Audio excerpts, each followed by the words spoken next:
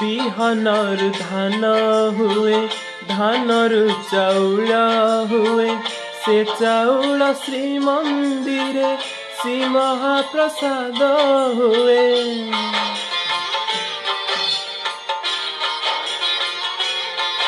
ଓ ବିହନରୁ ଧାନ ହୁଏ, ଧାନରୁ ଚାଉଳ ହୁଏ, ସେ ଚାଉଳ ଶ୍ରୀମନ୍ଦିରେ ଶ୍ରୀ ମହାପ୍ରସାଦ ହୁଏ।